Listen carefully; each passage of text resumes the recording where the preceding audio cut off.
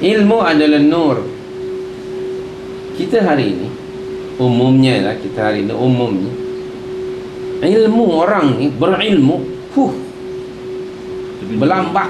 Yang dapat PhD nurnya ada, berlambak, tapi dia tidak jadi nur. Dia hanya jadi pengetahuan, bukan ilmu. Tolong asingkan antara pengetahuan dengan ilmu. Pengetahuan, maklumat yang didengar, yang dilihat, kemudian dia remain in our mind. Alah, aku tahu. Betul tak? Tahu benda itu je, dah lama aku tahu. Itu ilmu. Itu pengetahuan. Betul tak? Ramai orang berpengetahuan, tapi belum tentu menjadi ilmu. Kerana ilmu dia remain di dalam jiwa, dalam hati, dan dia menjadi nur. Will lead you to the right path. That's the concept nur. Dan nur dia tidak akan hilang. Pengetahuan hilang, dia akan hilang.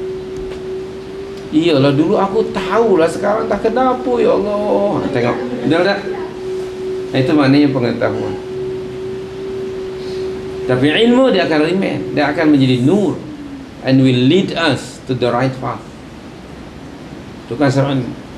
Oleh itu, minta kepada Allah, Allahumma inna nas'aluka ilman nafi'a. Ilmu itu dia akan turun dalam jiwa dan remain di situ. Kemudian ilmu itu akan nampak, ilmu itu pada kehidupan seharian seseorang. Dia akan mempengaruhi tindak tanduk seseorang. Dengan ilmu. Maka ilmu yang nafi', yang bermanfaat. Artinya gerak-gerik seseorang, fikiran, berfikirnya, cara berfikirnya, cara bercakapnya, cara berbuatnya, ia mengindikasikan ilmu yang ada padanya. Baik. Hal yastawi alladhina ya'lamuna wal ladhina la ya'lamun? Allah berfirman, samakah orang-orang yang berilmu dengan orang yang tidak berilmu? Tentu tidak sama. Ramai orang yang berpengetahuan, penuh otaknya dengan pengetahuan, tapi tidak ada ilmu. Antara lain apa? Banyak pengetahuannya, tapi tidak memberi manfaat. Dia tidak tahu what is the truth, and he can't distinguish between right and wrong, between halal and haram. Dia redah saja semuanya, belakang kiri. Tapi kalau ada orang ada ilmu, knowledge yang jadi nur, maka nurnya itu akan spot benda itu, macam spotlight. Adakah dia right or wrong, halal or haram, dia tahu. Tapi kalau hanya sekadar tahu, kerana ada jenis pengetahuan, pengetahuan untuk menipu orang. Ada tak? Pengetahuan juga kan? Bukan ilmu itu, pengetahuan.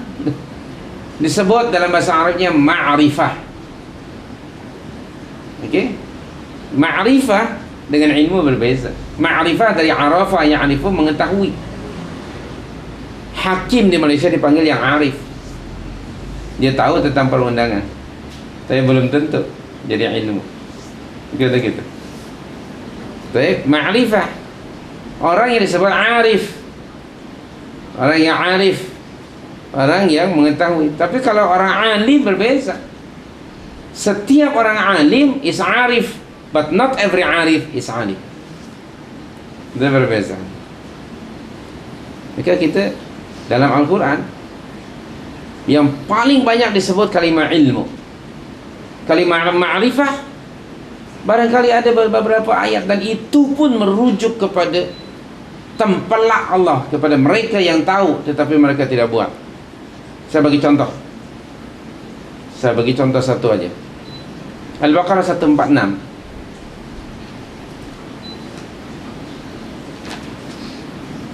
Allah berfirman di situ, Bismillahirrahmanirrahim.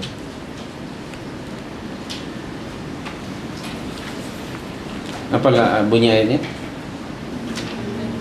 Alladzina atainahumul kitaba ya'rifunahu, tengok, kama ya'rifuna abna'ahum. Betul tak? Dan orang-orang yang kami berikan kepada mereka Alkitab, orang Yahudi, mereka mengetahuinya, mengenalinya. Siapanya tu Muhammad? Seperti mana mereka mengetahui? Anak-anaknya sendiri. Anak-anak mereka. Anak kita tentu kita tahu. Walau dia pakai pakaian apapun juga, melalui suaranya kah, melalui cara jalannya kah, okey, kita tahu. Itu maknanya ya'rifun, jadi ma'rifah, bukan ilmu. Jadi ma'rifah saja belum tentu orang itu mengetahui yang hak. Tetapi ilmu, Anda perhatikan surah 47 ayat 19. Di situ Allah menyebut fa'lam, bukan fa'rif. Fa'lam. And that knowledge will lead you to the right path, that there is no God who has right to be worshipped except Allah. Betul tak? 47:19, betul? Fa'lam. Kalimah fa'lam kata kerja perintah dari ilmu. Jadi ilmu. Fa'lam. Carilah ilmu oleh kamu. Ilmu itu akan memberitahukan kamu, will lead you, will bring you pada tauhid. Annahu la ilaha illallah. Betul tak? Fa'lam annahu la ilaha illallah. Jadi ilmu itu natijahnya membawa manusia kepada believe in oneness of Allah. That is concept of ilmu. Tapi pengetahuan belum tentu. Orang-orang orientalis barat, otak mereka penuh dengan Quran, boleh hafal, boleh kuat, hadis juga.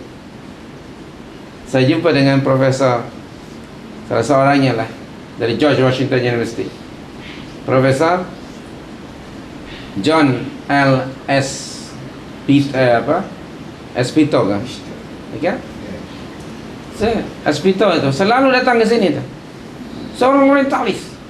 Oh, dia kuat hadis, makna Al-Quran dahsyat. John Esposito. Okay? Karena dia selalu datang juga ke Indonesia, jadi orang Jawa jadi Espositoyo. Itu nama ya, John Espositoyo. Saya berjumpa dengan dia dan saya kagum dengan dia, berdialog dengan dia.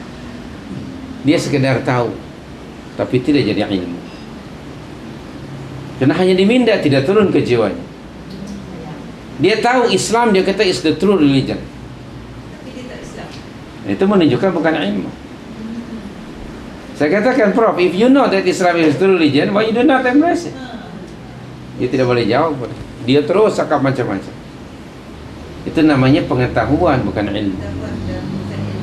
Bukan ilmu. So kita mohon kepada Allah tu ilmu.